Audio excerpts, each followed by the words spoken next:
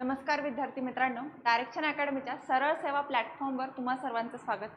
आपण आपल्या TET taste series मधील आपली आजची जी प्रश्नपत्रिका जी आहे ती पेपर 2 जो आहे आपला 2021 च्या सामाजिक शास्त्राचे PYQs आपण इथे बघणार आहोत.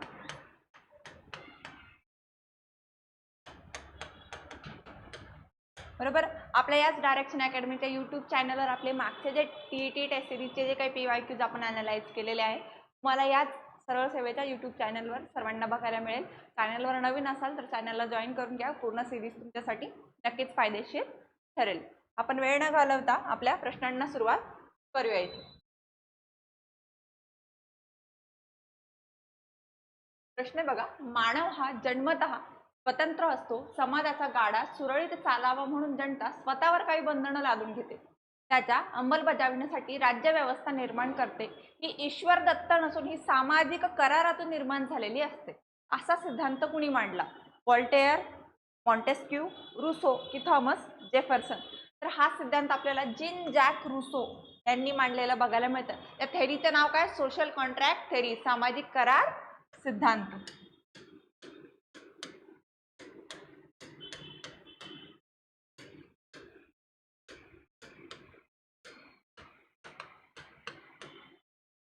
या सामाजिक करार सिद्धांताच्या माध्यमातून त्यांनी कॉमनवेल एक सर्वांची कॉमनवेल म्हणजे सामूहिक इहा नावाची एक कन्सेप्ट आणली की त्याच्यावर सर्व म्हणजे आता समजा एक पर्टिक्युलर एरिया आहे तर त्याच्यामध्ये 4 लोक राहतात, 4 कुटुंब राहतात, 4 कुळ राहतात.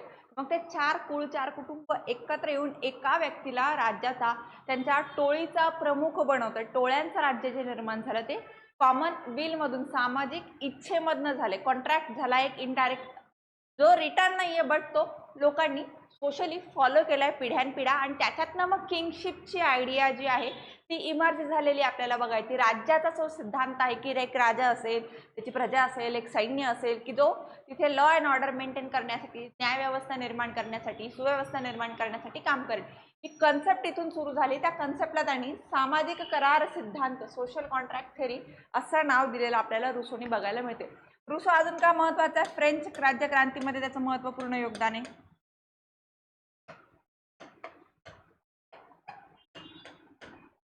तसंच हा सोशल कॉन्ट्रॅक्ट थेरीचा जो सिद्धांत आहे, सामाजिक करार सिद्धांत आहे, तो रुसो नंतर अजून 2 विचारवंतांनी पुढे मांडलेला बघायला मिळतं. तो दुसरा म्हणजे कोण? हॉब्स आणि आहे लॉक. या युरोपियन विचारवंतांनी, राजकीय विचारवंतांनी सोशल कॉन्ट्रॅक्ट थेरी आपल्याला पुन्हा नव्याने पुढे एक्सपॅन्ड केलेली, फर्दर एक्सपॅन्ड केलेली बघायला मिळते. व्हॉल्टेअर आपण बघतो, मॉन्टेस्क्यू सत्ता विभाजनाचा सिद्धांत जो फार महत्त्वपूर्ण चेंज राहिला राजकीय बदलांमध्ये. थॉमस जेफरसन आपण अमेरिकन स्वातंत्र्य युद्धाशी संबंधित असलेले बघायला मिळते. वर्ल्ड हिस्ट्रीचा क्वेश्चन आहे आपला हा.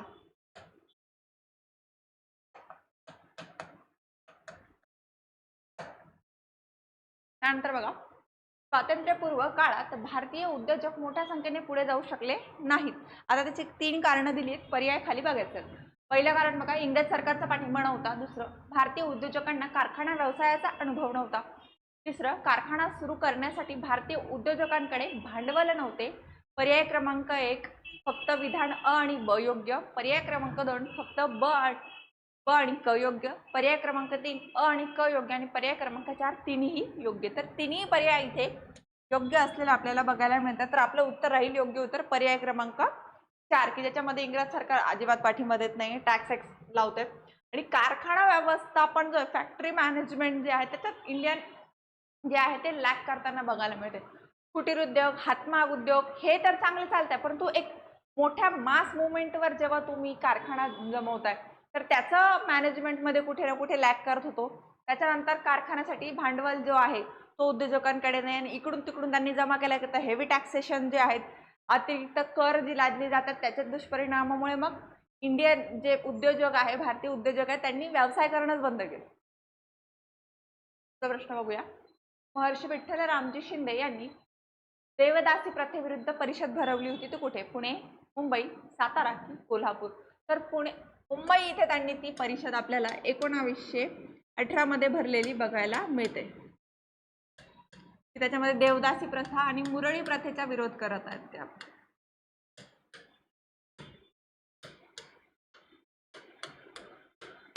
कारण की देवदासी आणि मुरळी समाजाचं जे शोषण होत होतं समाजाच्या उच्च वर्गांकडून, त्याला विरोध म्हणून ते सुद्धा मानव आहे, त्यांना सुद्धा जगण्याचा अधिकार आहे, त्यांचे स्वातंत्र्य आहे त्यांना, तर हे गोष्टी लोकांमध्ये मिळवून देण्यासाठी महर्षी विठ्ठल रामजी शिंदेंनी प्रयत्न केलेले बघायला मिळतात.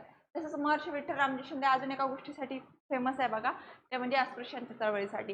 डिप्रेस क्लासेस मिशन स्थापनेमध्ये त्यांची महत्त्वपूर्ण भूमिका आपल्याला बघायला मिळते. आता बघा, आता ही आपण 2021 ची प्रश्नपत्रिका बघत आहोत. पेपर 2 सामाजिक शास्त्र. पण आपल्याला केवळ सामाजिक शास्त्राचा पेपरला येणार नाही ना, आपल्याला पूर्ण सिलेबसवर आधारित पेपर येणार आहे. तर त्या अनुषंगाने आपण आपल्या अकॅडमीच्या माध्यमातून टीईटी टेस्ट सिरीज लॉन्च केलेली आहे, की ज्यामध्ये तुम्हाला पेपर 1 चे 10 टेस्ट आणि पेपर 2 चे 10 असे टोटल 20 टेस्ट तुम्हाला अवेलेबल करून दिली जाणार आहे. आणि त्याची फीस राहणार आहे मात्र 299 रुपये. त्यामध्ये तुम्हाला सखोल विश्लेषण सुद्धा मिळणार आहे, की तुमचं एक्सप्लेन करून मिळेल तुमचं ह्या प्रश्नाचं उत्तर ए आहे तर एच का आहे, बी आहे तर बीच का आहे, तर ते पूर्ण एक विश्लेषण तुम्हाला तिथे करून असलेली PDF जी आहे तुम्हाला ॲपवर उपलब्ध करून दिली जाईल. डिस्क्रिप्शन बॉक्समध्ये ॲपची लिंक आहे तुम्हाला खाली या चॅनलवर, तिथून तुम्ही टेस्ट सिरीज डायरेक्ट परचेस करू शकता. आपण आपल्या प्रश्नांकडे वळूया. प्रश्न आहे बघा, अहमदनगर जवळील, आता ही 21 ची प्रश्नपत्रिका आहे म्हणून तिथे अहमदनगर लिहिलेलं आहे. सध्या जर आपण अहिल्यानगर त्याला कन्सिडर करू. भातवाडीची प्रसिद्ध लढाई कोणाकोणात झाली?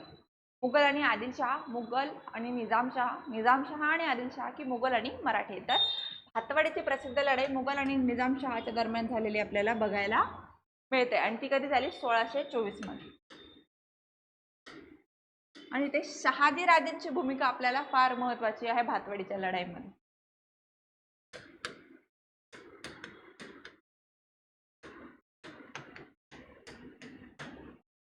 त्यांची भूमिका आपल्याला कधी? 1624 मध्ये. सररत्नाकार रसायनाशी संबंधित, रसायन आणि धातूशी संबंधित. तर पंचसिद्धिका हे जे प्राचीन ग्रंथ आहे ते कशाशी संबंधित आहे ते आपल्याला सांगायचं आहे. गणित, आयुर्वेद, खगोलशास्त्र की संस्कृत व्याकरणाशी संबंधित आहे? तर ते खगोलशास्त्र, ॲस्ट्रॉलॉजी जे ॲस्ट्रॉनॉमी जे आहे त्याच्याशी संबंधित आहे. आणि पंचसिद्धिकाचा लेखक कोण आहे? तर वराहमिहिर.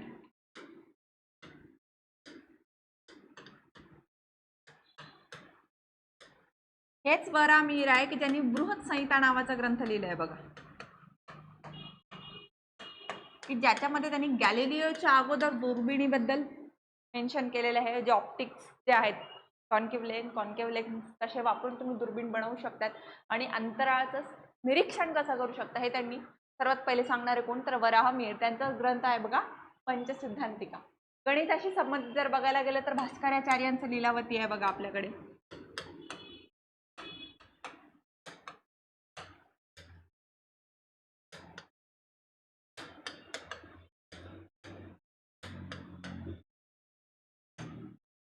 आयुर्वेदाशी संबंधित जर बघायला गेलं तर आपली चरक संहिता आपल्याकडे बघायला मिळते. दिवक यांनी दिलेल्या काही त्याच्या कन्सेप्ट आहेत त्या आपल्याला बघायला मिळते. संस्कृत व्याकरणाशी संबंधित पाणिनीचा अष्टाध्यायी आहे आपल्याकडे.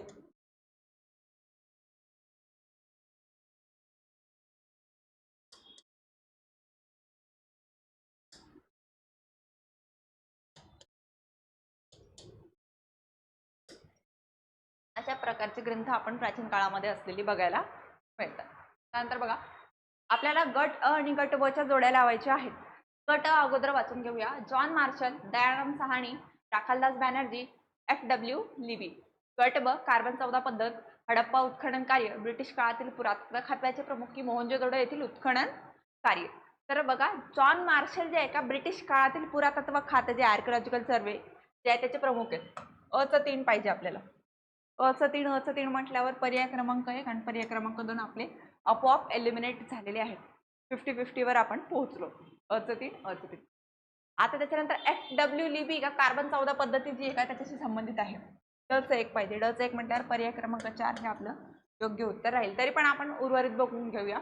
दयाराम साहनी जे आहेत का ते हडप्पा उत्खननाशी संबंधित आहे आणि राखालदास बॅनर्जी मोहनजोदडोच्या उत्खनन कार्याशी संबंधित आहे. तसेच माधव वत्स असतील, मार्टिमर व्हीलर असतील, हे सगळे जे संशोधन करता इंडस व्हॅली सिव्हिलायझेशन, हडप्पाचे जे काही वेगवेगळ्या साईट्स आहेत भारतामधले त्याचे संशोधक कोण होते ते आपण परीक्षेच्या दृष्टीने एकदा एक नजर घालणं फायदेशीर ठरेल. नंतर बघा, अरेबियन नाईट्स कथेतील नायक म्हणून डॅडॅश यांना प्रसिद्धी मिळवली. हारून अल राशीद, अबू बक्र, उस्मान की अली. तर अली म्हणून बघा, अली बाबा आणि 40 चोरची स्टोरी बघतो आपण, जास्मिन आणि अलीची, अलादीनच्या चिरागची स्टोरी बघतो अरेबियन नाईट्सच्या माध्यमातून. तो त्याचा नायक अली असलेला आपल्याला बघायला. नंतर बघा, गटातना बसणारा शब्द ओळखायचा आहे. डांटे, पेट्रार्क, मॅकिवेली की थॉमस मूर. हा पुन्हा वर्ल्ड हिस्ट्रीचा क्वेश्चन आला आपला.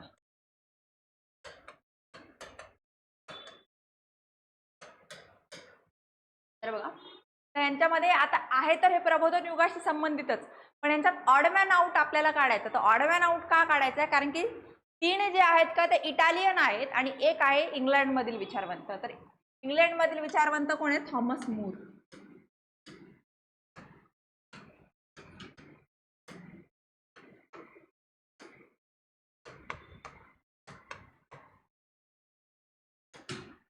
आणि उर्वरित 3 जे आहे, डांटे, पेट्रार्क, मॅकियावेली, हे इटालियन विचारवंत आहेत.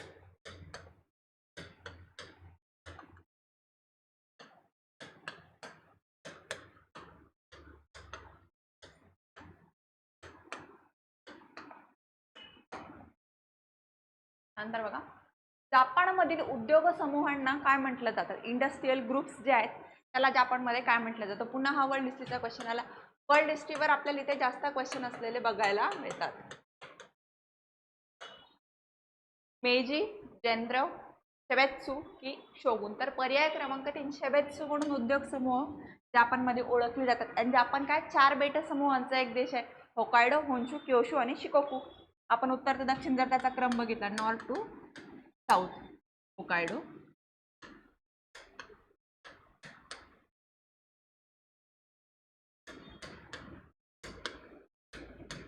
होन्शू, क्योशू आणि शिकोकू. या क्रमामध्ये आपल्याला 4 बेट समूह जापानमध्ये एकत्र असलेले बघायला मिळतात. मेईजी काय क्रांती की ज्याच्यातनं तिथे त्यांनी प्रगती केली, औद्योगिक क्रांती केली, इंडस्ट्रियल रिव्होल्यूशन केलं त्यांनी. शोगुन तोकुगावा शोगुन शाही होती, यांची राजवट होती जापानमध्ये. तर उद्योग समूहांना काय शेबेत्सू असं म्हटलं जात होतं. पुढचं बघा, माऊ माऊ चळवळ इथे झाली होती. केनिया, झिम्बाब्वे, घाना की दक्षिण आफ्रिका. तर माऊ माऊ चळवळ ही आपल्याला केनियामध्ये झालेली बघायला मिळते. तर कुठे? केनियामध्ये, आफ्रिका खंडामध्ये ती झालेली. तर का? ब्रिटिश वसाहतींच्या विरुद्ध झालेली चळवळ आहे.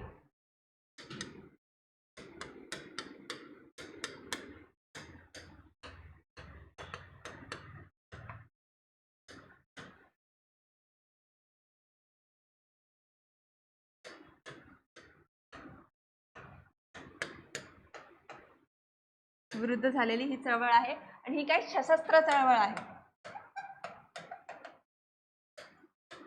ही कधी? 1950च्या दशकामध्ये सुरू झालेली आहे.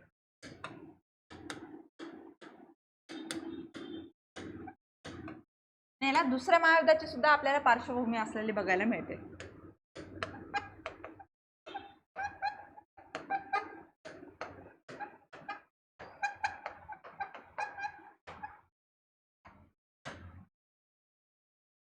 बघूया, याल्टा कराराचा भंग कोणत्या देशाने केला? अमेरिका, रशिया, इंग्लंड की जापान. याल्टा कराराचा भंग हा इंग्लंड आणि तत्कालीन सोव्हिएत युनियन जो आहे.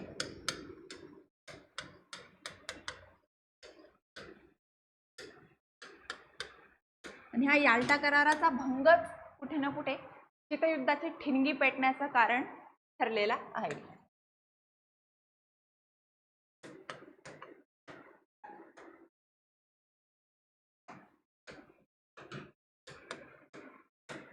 अमेरिकेला आयती संधी मिळाली होती, याल्टा कराराचा भंग रशियाने केला वगैरे करून ते कोल्ड वॉरला बिगॅन इथून झालेला बघायला मिळतो. त्यानंतर बघा, विक्रमांक देवचरित, मिताक्षर, पंपा रामायणा, मनसोल्लोसा हे ग्रंथ कोणत्या घराण्याच्या काळात तयार झाले? शिलाहार, चालुक्य, राष्ट्रकूट की वाकाटक. तर हे चालुक्य जे आहेत का त्यांच्या काळामध्ये तयार झालेले आपल्याला बघायला मिळतात. मग हे ग्रंथ आपल्याला आहेत. तर मग त्याचबरोबर शिलाहार, राष्ट्रकूट, वाकाटक यांच्या काळात काय कोणकोणती ग्रंथ निर्माण झाले ते आपण परीक्षेच्या दृष्टीने एकदा बघणं फायदेशीर ठरेल, की जेणेकरून इतर मग त्या घराण्यांवर काही प्रश्न आली तर ती आपल्याला नक्कीच सोडवता आली पाहिजे.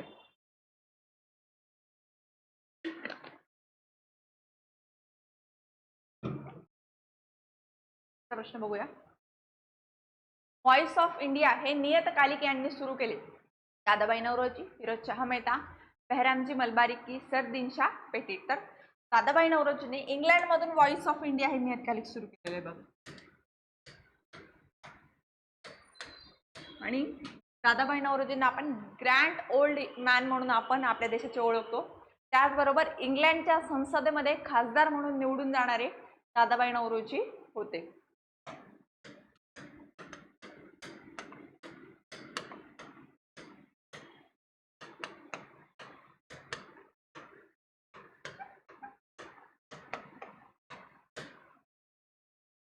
बघूया. आणि हे मवाळ नेते आहेत आपले.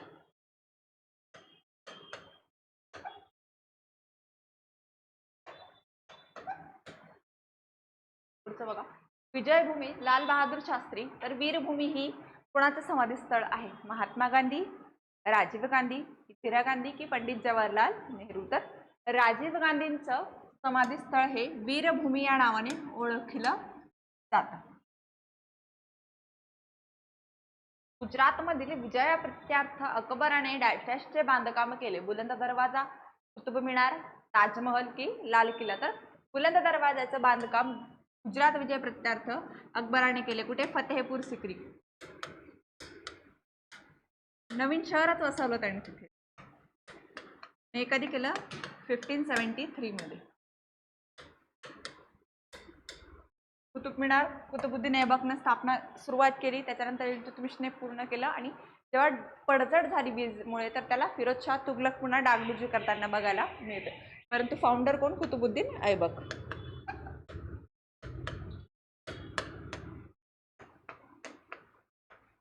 आणि ताजमहल आणि लाल किल्ला तर आपल्याला सर्वांना ठाऊकच आहे, शहाजहान.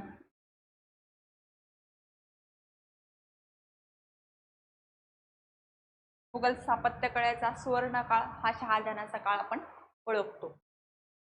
तर बघा. तर कालिदास जीवक गट अ, गट ब मध्ये बिंबिसार, कनिष्क आणि प्रवर्तक. गट अ मध्ये दिलेत काही प्रसिद्ध व्यक्ती आणि ते कोणत्या राजाच्या कार्यकाळामध्ये किंवा दरबारामध्ये त्यांनी काही केलेलं आहे त्याचे जोडे लावायची आहेत. तर बघा. आपल्याला इथे चरक जे आहे, चरक संहिता लिहिणारे जे आहेत ते कनिष्कच्या दरबारातले असलेले बघायला मिळतात. राजवैद्य. अ च 2 पाहिजे. अ च 2 म्हटल्यावर आपलं पर्याय क्रमांक 3, 1 आणि 2 गेलं. त्याच्यानंतर कालिदास मुख्यतः गुप्त घराण्याशी संबंधित आहे, परंतु प्रवरसेन दुसरा जो आहे का त्याच्या इथे त्यांनी काव्याचं लेखन केलेलं आहे. तर मग ब च 3, ब च 3 असलेलं तर पर्याय क्रमांक 3 हे आपलं योग्य उत्तर राहील. आणि जीवक हा बिंबिसारच्या दरबारामध्ये असलेला आपल्याला बघायला मिळतो. तर बघा.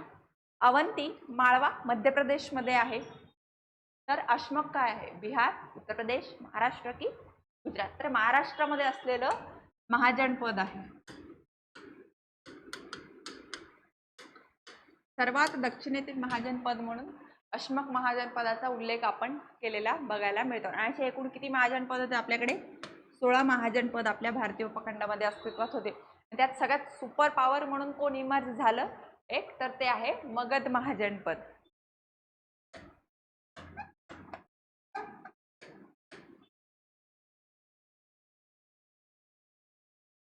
तर बघा.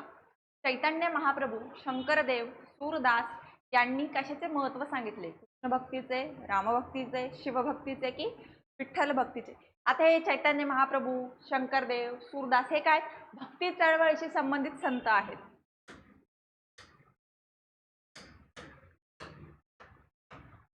तर त्यांनी कृष्ण भक्तीला हायलाइट केलेलं आपल्याला बघायला मिळतंय. तसंच विठ्ठल भक्तीला हायलाइट करणारे कोण? महाराष्ट्रातील संत परंपरा.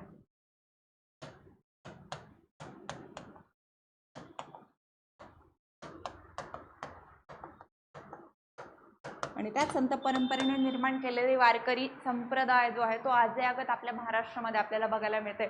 आषाढी कार्तिकी एकादशीच्या वेळी वारी जी आपली होतीये ते आपण बघत आहोत. मोठ्या दिमाखाने साजरा केला जाणारा महाराष्ट्रातील उत्सव म्हणून आपण वारीला ओळखतो.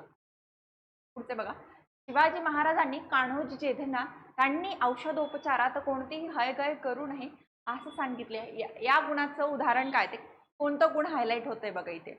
तर त्यामध्ये बघा, रयतेची काळजी, संघटन चातुर्य, सहिष्णू धोरण की स्वातंत्र्याची प्रेरणा. तर रयतेची काळजी इथनं हायलाइट होताना आपल्याला बघायला मिळते. तर बघा, याने जसवंत सिंहाचा अल्पवयीन मुलगा अजित सिंह याला गादीवर बसवले. दुसरं, ह्या स्टेटमेंटमधनं आपल्याला पर्सनॅलिटी ओळखायची आहे. नंतर बघा, याचा प्रतिकार मोडून काढण्यासाठी औरंगजेबाने राजपुत्र अकबर याला मारवाडमध्ये पाठवले आहे. वरील वर्णनाचा व्यक्ती कोण? दुर्गादास राठोड, अलीवर्दी खान, बंदा बैरागी, अहमद शाह अब्दाली. तर दुर्गादास राठोड यांच्या नियंत्रणाखाली आपल्याला मारवाडमधनं संघर्ष झालेला आपल्याला बघायला मिळतं. त्यांच्या अल्पवयीन मुलाला त्यांनी गादीवर बसवून स्वतः औरंगजेबाचा विरोध केलेला बघायला मिळतोय. अलीवर्दी खान पुन्हा बंगालचा नवाब होता.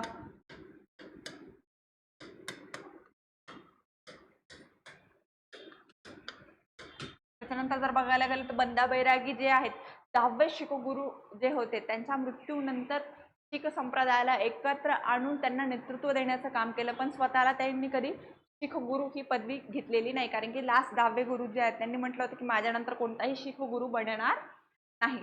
तर हे बंदा बैरागी कोण? शीख संप्रदायाशी संबंधित.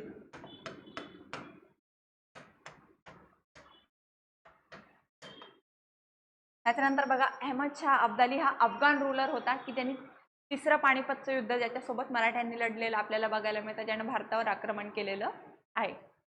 अफगाण नेता.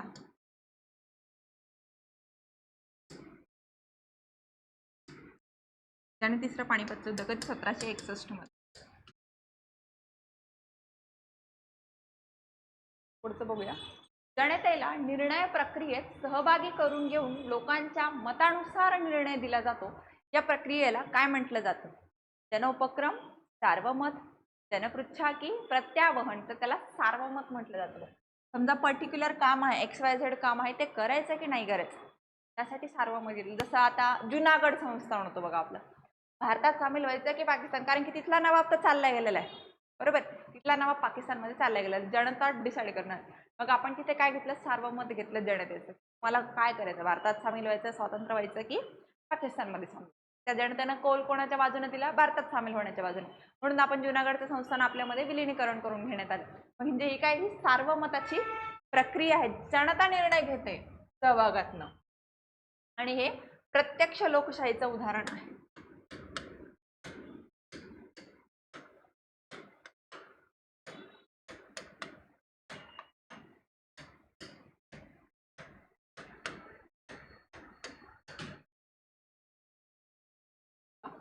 बहुजन समाज पक्ष जो आहे त्याची स्थापना कोणी केली? जॉर्ज फर्नांडिस, शरद पवार, कांशीराम की बाळासाहेब ठाकरे. तर कांशीराम जे आहे यांनी बहुजन समाज पक्षाची स्थापना 14 एप्रिल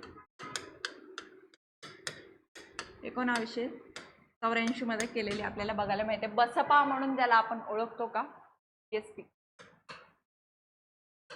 या पक्षाची स्थापना झालेली बघायला. संयुक्त अरब अमिराती, फिजी, इस्टोनिया या देशात लोकशाहीचे तत्व पूर्णतः पाळले जात नाही. त्याचं कारण का?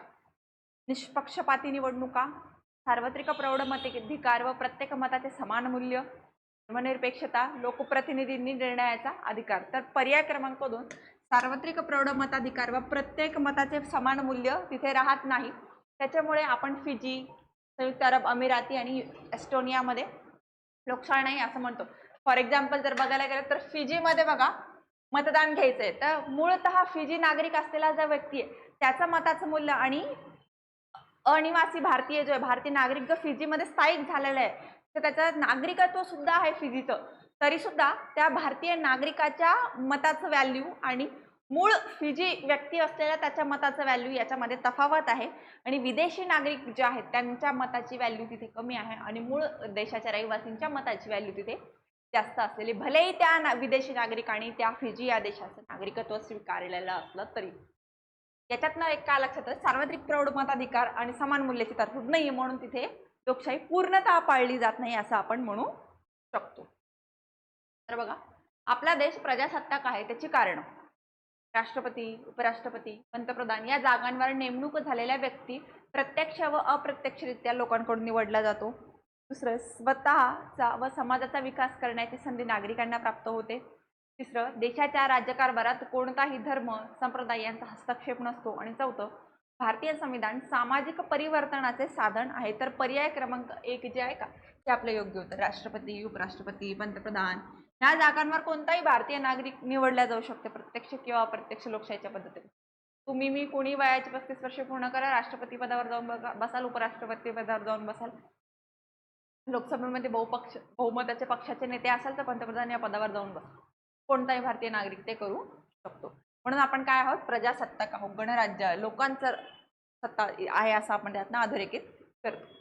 नंतर बघा, समान विचारांचे लोक काही समान उद्दिष्टे प्राप्त करण्यासाठी एकत्र येतात, त्यास काय म्हटलं जातं? व्यवसाय स्वातंत्र्य, वास्तव स्वातंत्र्य, संघटना स्वातंत्र्य की सभा स्वातंत्र्य. त्याला काय म्हणतो आपण? संघटना स्वातंत्र्य. एखादी ऑर्गनायझेशन, कम्युनिटी जी बनवत आहेत सध्या, तर ते समान आयडिओलॉजीची जी लोक आहेत का, ते जसं की राजकीय पक्ष आहेत बघा वेगवेगळे, समान एक काहीतरी कॉमन आयडिओलॉजी आहे, त्या कॉमन आयडिओलॉजीवर समान विचारधारेवर एकमत असलेले काही लोक एकत्र येत आहेत, मुठभर लोक एकत्र येत आहेत, मग ते एका राजकीय पक्षाची स्थापना करतात, मग ते निवडणुका लढत आहेत, बरोबर. दबाव गट वेगवेगळे, ते समान आयडिओलॉजी एकत्र असलेले लोक जे आहेत ते एकत्र येतात, त्याला काय म्हणतो आपण? संघटन स्वातंत्र्य. जे आपल्या संविधानातील कलम 19 नुसार प्रत्येक भारतीय नागरिकाला अवेलेबल आहे, परंतु त्याच्यावर अट काय की देशविघातक ते कृत्य नसावं. राज्यसभेचे कामकाज त्यांच्या नियंत्रणाखाली चालते. सभापती, सरन्यायाधीश, राष्ट्रपती की राज्याचे प्रशासक. तर सभापती जे आहेत राज्यसभेचे सभापती कोण असतात? भारतीय उपराष्ट्रपती.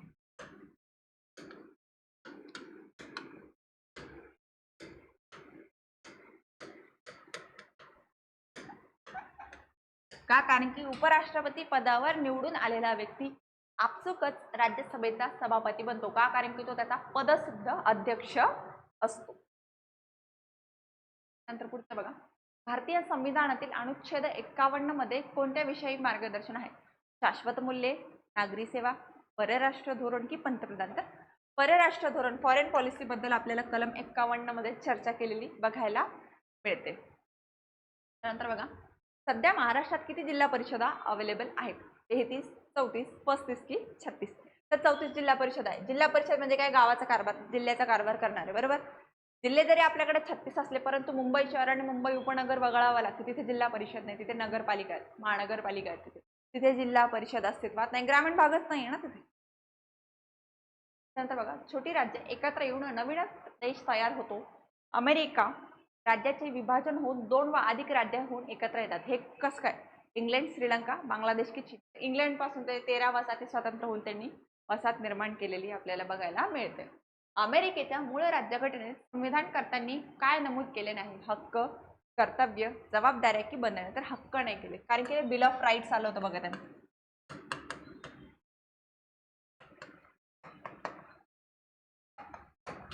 त्याच्यामुळे ते इन्क्लूड केलेले आहे. तर अशा रीतीने आपण 2021 जो आहे त्याचा पेपर 2 सोशल सायन्स सामाजिक शास्त्र भाग 1 इथे संपवला.